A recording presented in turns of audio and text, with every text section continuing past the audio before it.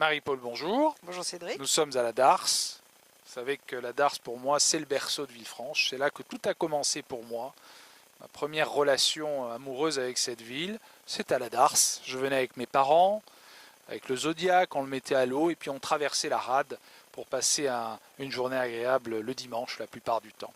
Quoi qu'il en soit, la Darse, c'est aussi le jardin Baudouin qui depuis un certain nombre d'années est complètement laissé à l'abandon. On a le devoir dans notre politique de réhabilitation des sites, de faire en sorte que ce jardin retrouve l'éclat qu'il a perdu en tout cas, et avec vous, avec Marie-Paul, avec Robert Capoli, avec toute l'équipe et les techniciens de mon équipe, nous ferons en sorte de redonner vraiment la dimension que ce lieu a perdu.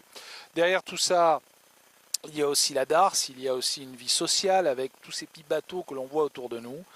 Je vais passer la parole à Marie-Paul, qui va nous dire quelques mots en tout cas sur tout ce qui concerne les activités nautiques. Marie-Paul. Alors, comme tu l'as dit, la Darse, c'est toute une vie et dans le projet qu'on a construit ensemble, c'est surtout la déclinaison de l'octroi qui descend jusqu'à la Darse qui vient aboutir ici, majestueusement on va dire, puisqu'on a prévu de recentrer l'ensemble des activités nautiques de la Darse sur un seul point, activités nautiques sportives pour les enfants, pour que ce soit facile pour eux d'y accéder et aux parents de pouvoir gérer leurs enfants, ce qui est quand même une grosse problématique aujourd'hui. Mais c'est aussi tout un patrimoine, la Darse, c'est un patrimoine historique, juste derrière avec ces bâtiments exceptionnels. C'est aussi un joyau de l'humanité, puisque derrière nous, on a quand même une rade exceptionnelle qui est reconnue dans le monde entier et qu'il nous faut absolument valoriser au niveau environnemental. C'est aussi tous ces chercheurs qui sont là, qu'il faut valoriser, dont on ne parle que très peu, si ce n'est à l'étranger, notamment avec les expéditions de Tara et avec les découvertes sur le plancton.